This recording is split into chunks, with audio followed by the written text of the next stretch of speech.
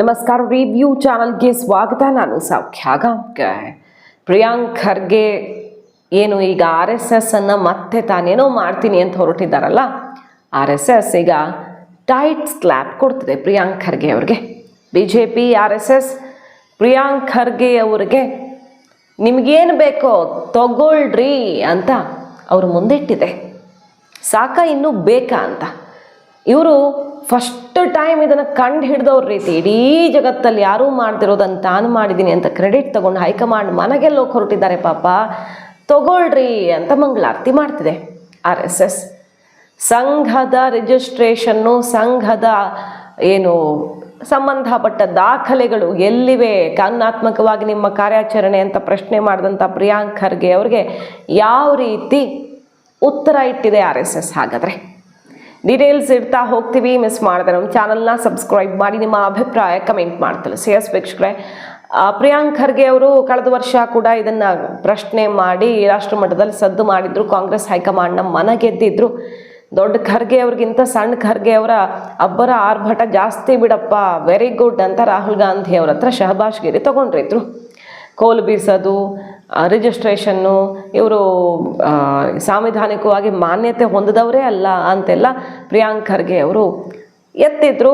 ಕಡೆಗೆ ಎಲ್ಲಿ RSSಗೆ ಪಥಸಂಚಲನಕ್ಕೆ ಅವಕಾಶ ಕೊಡಲ್ಲ ಅಂತ ಹೇಳಿದ್ರು, ಅಲ್ಲಿ ಪಥಸಂಚಲನ ಮಾಡಿದ್ದು ಆಯಿತು, ನೋಡಿದ್ದು ಆಯಿತು, ಎಲ್ಲ ಆಗಿದೆ.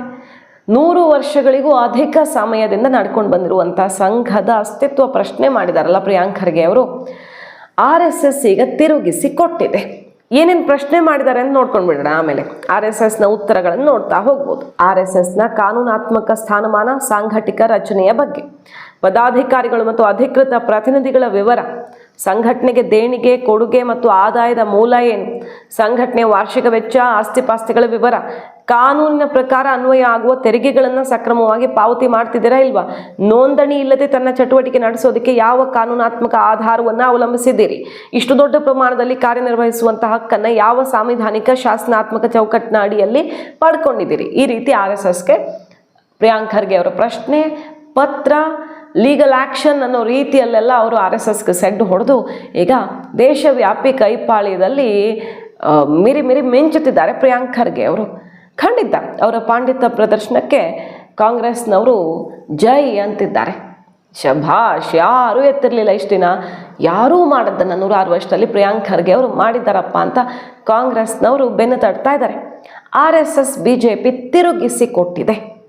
ಛೆ, ಪ್ರಿಯಾಂಕ್ ಖರ್ಗೆ ಅವರು ಇದನ್ನು ತಾನೇ ಫಸ್ಟ್ ಕಂಡಿಡ್ದೆ, ರಿಜಿಸ್ಟ್ರೇಷನ್ ಬಗ್ಗೆ ತಾನೇ ಪ್ರಶ್ನೆ ಮಾಡಿದೆ ಅಂತ ಅಂದುಕೊಂಡಿದ್ದಾರಲ್ಲ, ಇಷ್ಟು ಮೂರ್ಖತನ ಬಿಡಿ ಎಲ್ಲೂ ಇರಲಿಲ್ಲ.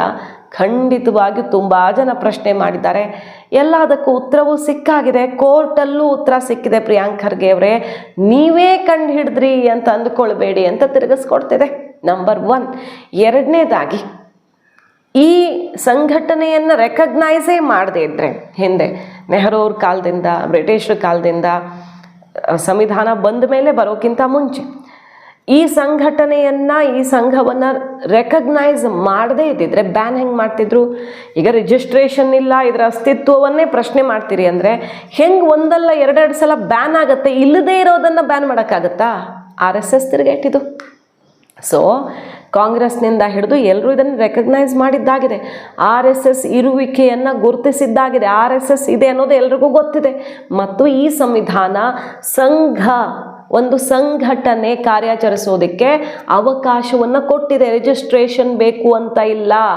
ಬಹಳಷ್ಟು ರಿಜಿಸ್ಟ್ರೇಷನ್ ಇಲ್ಲದೆ ಈ ದೇಶದಲ್ಲಿ ನಡೀತಾ ಇರೋದಿದೆ. ಹಿಂದೇನೋ ಪ್ರಶ್ನೆ ಕೇಳಿದ್ರು, ಈಗಲೂ ಅದನ್ನೇ ಹೇಳ್ತಿದ್ದಾರೆ. ಹಿಂದೂ ಧರ್ಮ ರಿಜಿಸ್ಟರ್ ಆಗಿದೆಯಾ? ಹಾಗಾದರೆ ಹಿಂದೂ ಧರ್ಮ ಹೆಂಗೆ ನಡೀತಿದೆ ದೇಶದಲ್ಲಿ? ಹಿಂದೂ ಧರ್ಮ ಬಹುಸಂಖ್ಯಾತರ ಈ ದೇಶ ಅಪ್ಪಿಕೊಂಡಿರುವಂಥ ಧರ್ಮ ರಿಜಿಸ್ಟರ್ ಆಗಿದೆಯಾ? ಸರಿ, ಈಗ RSS ರಿಜಿಸ್ಟ್ರೇಷನ್ ಕೇಳ್ತಿದ್ದಾರಲ್ಲ, ಆರ್ಥಿಕ ಚಟುವಟಿಕೆಗಳಿಗೆ ಉತ್ತರ ಈಗಾಗಲೇ ಗೊತ್ತಿರೋದೆ.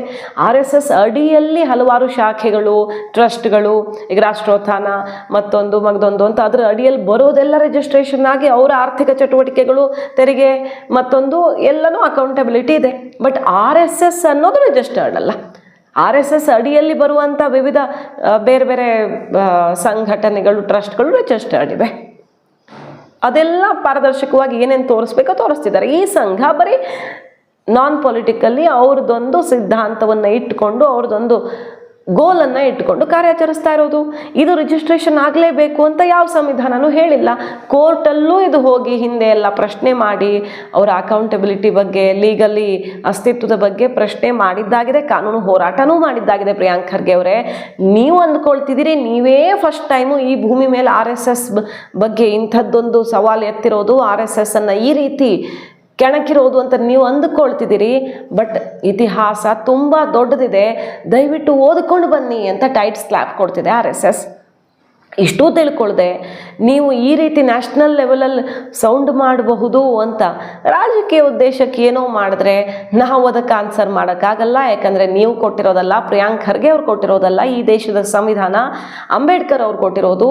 ಒಂದು ಊರಲ್ಲಿ 4 ಜನ ಹುಡುಗರು ಬೇಕಾದರೂ ಒಂದು ಸಂಘ ಮಾಡ್ಕೊಳ್ಬಹುದು. ದೊಡ್ಡದೋ ಸಣ್ಣದೋ ಸಂಘ ಮಾಡಿ ಒಂದು ಒಳ್ಳೆ ಕೆಲಸ ಮಾಡೋದಕ್ಕೆ ಈ ದೇಶದಲ್ಲಿ ಸಂವಿಧಾನ ರಿಜಿಸ್ಟ್ರೇಷನ್ ಇಲ್ಲದೆಯೂ ಅವಕಾಶ ಮಾಡಿಕೊಟ್ಟಿದೆ. ಅದು ನಿಮಗೆ ಗೊತ್ತಿಲ್ವಾ? ಮತ್ತು ಇದುವರೆಗೂ ನಮ್ಮ ರಿಜಿಸ್ಟ್ರೇಷನ್ ಬಗ್ಗೆ ಯಾವುದೇ ತಕರಾರು ಸ್ಟ್ಯಾಂಡ್ ಆಗಿಲ್ಲ, ಯಾವ ಪ್ರಶ್ನೆಗಳು ಬಂದಿಲ್ಲ. ಅಂದರೆ ಪ್ರಶ್ನೆ ಎತ್ತಿದ್ದಾರೆ, ಬಟ್ ಯಾವುದೇ ತಕರಾರು ಬಂದಿಲ್ಲ, ಅಡೆತಡೆಗಳು ಎದುರಾಗಿಲ್ಲ. ಕೋರ್ಟಲ್ಲೂ ಡಿಸೈಡ್ ಆಗಿದೆ. ಮಿಸ್ಟರ್ ಖರ್ಗೆ ಅವರೇ, ನಿಮ್ಗೇನೇನು ಬೇಕೋ ಎಲ್ಲ ಕಳಿಸ್ಕೊಡ್ತೀವಿ, ನೋಡ್ಕೊಳ್ಳಿ ಅಂತಿದ್ದಾರೆ. ಬಟ್ ನಿಮ್ಮ ಎಲ್ಲ ಪ್ರಶ್ನೆಗಳಿಗೆ ಆನ್ಸರ್ ಮಾಡಬೇಕಾದ ಅವಶ್ಯಕತೆಯೇ ಇಲ್ಲ ಅಂತ ಮೋಹನ್ ಭಾಗವತ್ ಅವರ ಮಾತುಗಳ ವಿಡಿಯೋವನ್ನು ಬಿಟ್ಟು ಈಗ RSS ತಿರುಗೇಟು ಕೊಟ್ಟಿದೆ.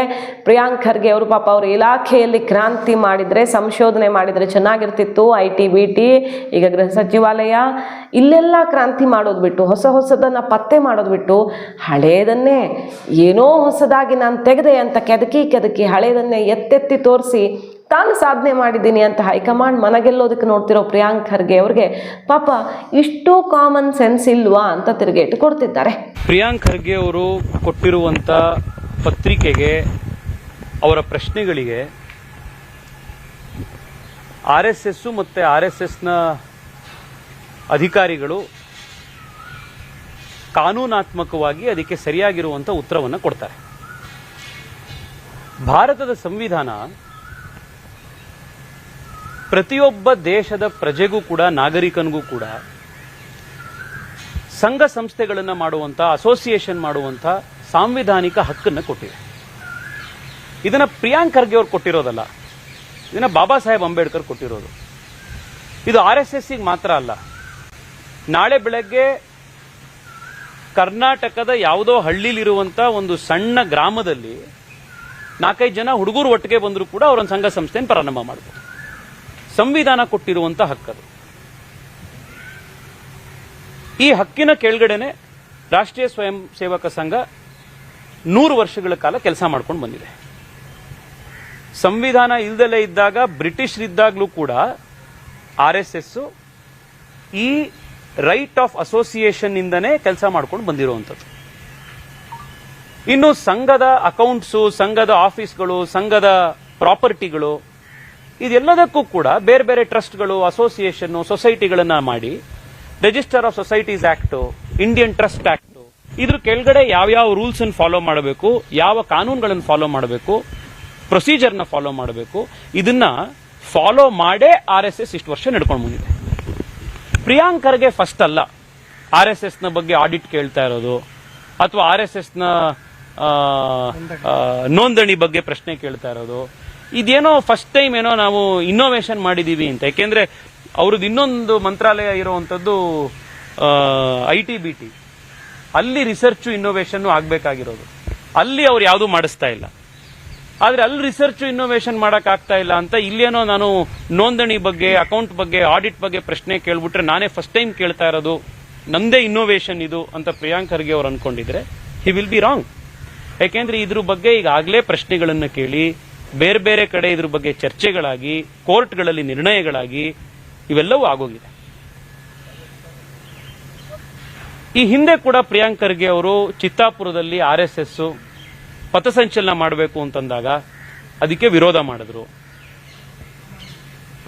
ಕೋರ್ಟ್ಗೆ ಹೋದ್ವಿ. ಕೋರ್ಟು RSSಗೆ ಪಥಸಂಚಲನ ಮಾಡೋದಕ್ಕೆ ಅವಕಾಶ ಮಾಡಿಕೊಡ್ತು. ಪ್ರಿಯಾಂಕ್ ಖರ್ಗೆ ಅವರು ವಿರೋಧ ಮಾಡದಲ್ಲೇ ಇದ್ದಾಗ ಪಥಸಂಚಲನದಲ್ಲಿ 500 ಜನ ಸೇರ್ತಾರೆ ಅಂತಿತ್ತು. ಪ್ರಿಯಾಂಕ್ ಖರ್ಗೆ ಅವರು ಹೋರಾಟ ಮಾಡಾದ್ಮೇಲೆ, ಅದ್ರ ವಿರುದ್ಧ ಎಲ್ಲಾ ರೀತಿಯಲ್ಲಿ ಷಡ್ಯಂತ್ರ ಮಾಡಾದ್ಮೇಲೆ ಪಥಸಂಚಲನದಲ್ಲಿ 5,000 ಜನ ಸೇರಿದ್ರು. ಈಗಲೂ ಅವರು RSS ಅನ್ನ ವಿರೋಧ ಮಾಡಕ್ ಹೋಗ್ತಾ ಇದ್ದಾರೆ.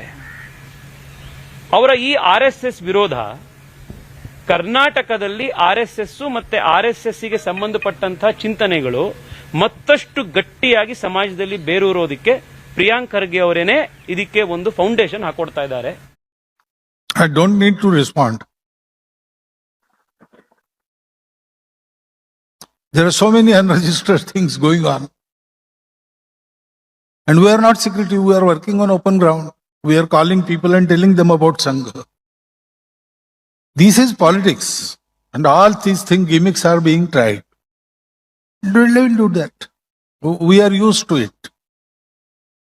After say 10-15 years of starting of Sangha, we had to face all these things. We are used to it. If they don't happen, we feel something is amiss. So I don't need to respond. Sangha started in British times. And Sangha started as a public will. I narrated you how that churning of minds went on. And the all accepted conclusion was taken up and worked upon. That was the Sangha. So it doesn't need any restrictions. Hindu Dharma is not registered. Many things are not registered. Those who want to have funds from the government, they require registration. That has to be there. But Sangha, government knows Sangha is there. Government banned us twice. And that ban was released. Once by court order, another by Satyagraha. So government knows. They banned RSS, that means they knew RSS is there, RSS is recognized. So all this has happened. Over 100 years, nobody told us that you must register. Our constitution, written constitution is with the government. We have submitted it in 1950s. There in government would have said, okay, all is well, but you have not registered. First register, then we will accept. They did not say that. So why should I respond? All this is politics, nothing serious. They want to, in some way, on one side hamper the Sangha work, on one side create doubts in the minds of people. But that is no more possible because people know us. They say we are secretive.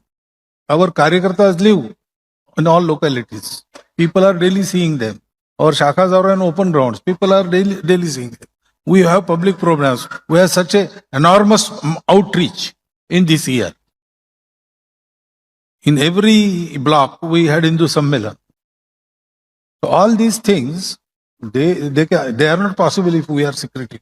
Yeah, when anybody in a position like a VC, they're responsible. They're responsible for the university where lakhs of children's future are decided. And if you are going and sitting in these RSS meeting which has a particular ideology and does not groom any scientific temperament, what message are you sending to the students? That either you follow this ideology or we will take care of you during your academic year. Is that the message they are sending? And what is so special? What is it that they are teaching? Does RSS have any scientific temperament? These are the people who are against the constitution. Tell me one scientific research paper that the RSS has published. I don't even know why teachers or your VCs should attend these things. Please attend good programs. Attend programs where you will learn. सवाल हमने पूछा है गृह मंत्री होके, तो जवाब उनसे लीजिए ना. मैं ही सवाल पूछना, मैं ही जवाब देना, ये कैसा होगा? I am very clear. I have raised some legal issues. I have asked some constitutional questions. Let Mr. Mohan Bhagwat answer. Let the RSS answer. So RSS ಅಡಿಯಲ್ಲಿ ಬರುವಂಥ ವಿವಿಧ ಸಂಘಟನೆಗಳು ರಿಜಿಸ್ಟ್ರೇಷನ್ ಎಲ್ಲೆಲ್ಲ ಆಗಬೇಕೋ ಅಲ್ಲಾಗಿದೆ. ಪ್ರಿಯಾಂಕ್ ಖರ್ಗೆ ಅವರು ಹೇಳ್ದಂಗೆ RSSನ ಯಾವ ಚಟುವಟಿಕೆನೂ ಟ್ರ್ಯಾಕೇ ಮಾಡಲ್ಲ, ಅಕೌಂಟಬಿಲಿಟಿನೇ ಇಲ್ಲ ಅಲ್ಲ. RSS ಅನ್ನೋದು ರಿಜಿಸ್ಟರ್ಡ್ ಅಲ್ಲ. RSS ಅಡಿಯಲ್ಲಿ ಬರೋದೆಲ್ಲ ಬೇರೆದೆಲ್ಲ ರಿಜಿಸ್ಟರ್ಡ್ ಇದೆ ಅನ್ನೋದು ಒಂದನೇ ಉತ್ತರ ಅವ್ರು ಕೊಡ್ತಿರೋದು. ಎರಡನೇದಾಗಿ ಇಡೀ ದೇಶದ ಜನ ನಮ್ಮನ್ನು ಅರಿತಿದ್ದಾರೆ. ಅವ್ರ ಮಧ್ಯೆನೇ ಇದ್ದಾರೆ ನಮ್ಮ RSSನ ಕಾರ್ಯಕರ್ತರು, RSSನ ಅಧಿಕಾರಿಗಳು, ಪ್ರಮುಖರು. ಅವರು ಎಲ್ಲರನ್ನೂ ನೋಡಿದ್ದಾರೆ. ಸೊ ಇಷ್ಟಾದ ಮೇಲೆ ಇನ್ನೇನು ಪಾರದರ್ಶಕತೆ ಬೇಕು ನಿಮಗೆ? ಎಲ್ಲಿ ಕಾನೂನು ಪಾಲಿಸ್ಬೇಕೋ ಅಂದರೆ ಅದರ ಪ್ರಕಾರನೇ ನಾವು ಎಲ್ಲದಕ್ಕೂ ಉತ್ತರ ಡಾಕ್ಯುಮೆಂಟ್ಸ್ ಇಟ್ಟಿದ್ದೀವಿ. ಎಲ್ಲಿ ನಮ್ಗೆ ಅವಕಾಶ ಇದೆಯೋ ಅದನ್ನು ಫಾಲೋ ಮಾಡ್ತಿದ್ದೀವಿ. ಪ್ರಿಯಾಂಕ್ ಖರ್ಗೆ ಅವರು ಯಾರು ಇದನ್ನು ಪ್ರಶ್ನೆ ಮಾಡೋಕೆ ಅಂತ ತಿರುಗೇಟು ಕೊಟ್ಟಿರೋದು ಭಾರಿ ಜಟಾಪಟಿ ಕಾರಣ ಆಗಿದೆ. ನೋಡಿ, 1925 ಸ್ಥಾಪನೆ ಆಯಿತು RSS. ಅಂದು ನಾವು ಯಾರ ವಿರುದ್ಧ ಹೋರಾಟ ಮಾಡ್ತಿದ್ವೋ ಆ ಬ್ರಿಟಿಷರಿಂದ ನಾವು ನೋಂದಣಿ ಮಾಡಿಸ್ಕೊಳ್ಬೇಕಿತ್ತ ಹಾಗಾದ್ರೆ ಅಂತ ಕೇಳ್ತಿದ್ದಾರೆ ಅವರು. ಭಾರತಕ್ಕೆ ಸ್ವಾತಂತ್ರ್ಯ ಸಿಕ್ಕ ನಂತರ ದೇಶದ ಕಾನೂನಲ್ಲಿ ಇಂಥ ಸಂಘಟನೆಗೆ ನೋಂದಣಿ ಕಡ್ಡಾಯ ಇಲ್ಲ ಅಂತ ನಮ್ಮ ಸಂವಿಧಾನ ಹೇಳಿದೆ. ಬ್ರಿಟಿಷರಿದ್ದಾಗ ನಾವು ಅವ್ರ ವಿರುದ್ಧ ಹೋರಾಟ ಮಾಡಿದ್ವಿ, ಅವರಿಂದ ನಮ್ಮ ನೋಂದಣಿ ಮಾಡಿಸ್ಕೊಂಡ್ರೆ ಅದಕ್ಕೆ ಅರ್ಥನೇ ಇರಲಿಲ್ಲ. ಆಮೇಲೆ ಸಂವಿಧಾನದಲ್ಲಿ, ನಮ್ಮ ಭಾರತದ ಸಂವಿಧಾನದಲ್ಲಿ ಅವಕಾಶ ಮಾಡಿಕೊಟ್ಟಿದ್ದಾರೆ.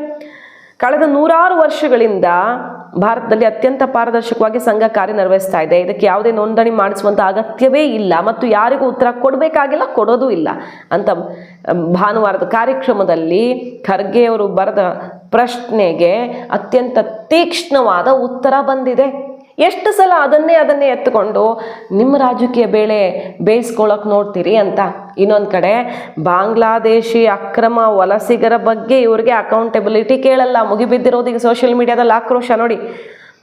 ಇಲ್ಲಿಗಲ್ ಬಾಂಗ್ಲಾದೇಶಿಗಳ ಬಗ್ಗೆ ಯಾರೂ ಕೂಡ ಅವರು ಡಾಕ್ಯುಮೆಂಟ್ ನೋಡೋದ್ರ ಬಗ್ಗೆ, ಅಕೌಂಟಬಿಲಿಟಿ ಪ್ರಶ್ನೆ ಮಾಡೋದ್ರ ಬಗ್ಗೆ ತಲೆ ಕೆಡಿಸ್ಕೊಳ್ಳಲ್ಲ. RSS ಲೀಗಲ್ ಸ್ಟೇಟಸ್ ಕೇಳಕ್ಕೆ ಬರ್ತಾರಲ್ಲ, ಪಾಪ ಹಿಂದೂಗಳು ಮತ್ತು RSSನಲ್ಲಿ ಇನ್ನೂ ಜಾಸ್ತಿ ಒಗ್ಗಟ್ಟು ನೋಡಬೇಕು ಅಂತ ಬಯಸ್ತಿದ್ದಾರೆ ಅನ್ಸುತ್ತೆ ಪ್ರಿಯಾಂಕ್ ಖರ್ಗೆ ಅವರು. ಇನ್ನೂ ದೊಡ್ಡ ಮಟ್ಟದಲ್ಲಿ ಧ್ರುವೀಕರಣ ಆಗಿ 2028 ಚುನಾವಣೆಗೆ ಚೆನ್ನಾಗೇ ಸ್ಟಾರ್ ಪ್ರಚಾರಕರಾಗ್ತಿದ್ದಾರೆ ಪ್ರಿಯಾಂಕ್ ಖರ್ಗೆ ಅವರು. ದೇಶವ್ಯಾಪಿ ರಾಹುಲ್ ಗಾಂಧಿ ಅವರು, ಆದರೆ ಪ್ರಿಯಾಂಕ್ ಖರ್ಗೆ ಅವರು ಕರ್ನಾಟಕದಲ್ಲಿ ಸ್ಟಾರ್ ಪ್ರಚಾರಕ ಆಗ್ತಾರೆ. ನೋಡ್ತಾ ಇರಿ ಹೆಂಗಾಗತ್ತೆ ಧ್ರುವೀಕರಣ. ಪ್ರಿಯಾಂಕ್ ಖರ್ಗೆ ಅವರ ಕ್ಷೇತ್ರದಲ್ಲಿ ಅವ್ರಿಗೆ ಕಾದಿದೆ ಹಬ್ಬ. ಸರಿಯಾಗಿ ಬೀಳುತ್ತೆ ಏಟು ಅಂತ ಒಂದು ಕಡೆ ಶುರುವಾಗಿದ್ರೆ, ಓವರಾಲ್ ಪಾಪ 2028 ಚುನಾವಣೆಗೆ ಕಾಂಗ್ರೆಸ್ಗೆ ಈಗಲೇ ಮುಹೂರ್ತ ಇಟ್ಟಿದ್ದಾರೆ ಪ್ರಿಯಾಂಕ್ ಖರ್ಗೆ ಅವರು. RSS ಅನ್ನು ಇನ್ನೂ ಬಡಿದೇಳಿಸುವ ಮೂಲಕ ಅಂತ ಸರಿಯಾದ ಕೌಂಟರ್ ಈಗ BJP ಕಮಲ ಪಾಳ್ಯದಿಂದ ಕೈ ಕಡೆಗೆ ಬರ್ತಿರೋದು. ಕಾದ್ ನೋಡೋಣ ಈ ಜಟಾಪಟಿ ಇನ್ನು ಯಾವ ಹಂತಕ್ಕೆ ತಗೊಂಡು ಹೋಗ್ತಾರೆ ಪ್ರಿಯಾಂಕ್ ಖರ್ಗೆ ಅವರು ಅನ್ನೋದನ್ನ, ಮತ್ತು ಅವರ ಇಲಾಖೆಯಲ್ಲಿ ಏನೇನು ಕ್ರಾಂತಿ ಮಾಡ್ತಾರೆ ಅನ್ನೋದನ್ನ. ಮಾಹಿತಿ ಇಷ್ಟ ಆಗಿದ್ರೆ ಮಿಸ್ ಮಾಡದೆ ನಮ್ಮ ಚಾನಲ್ನ ಸಬ್ಸ್ಕ್ರೈಬ್ ಮಾಡಿ, ಹಾಗೆ ನಿಮ್ಮ ಅಭಿಪ್ರಾಯ ಕಮೆಂಟ್ ಮಾಡಿ ತಿಳಿಸಿ. Thank you.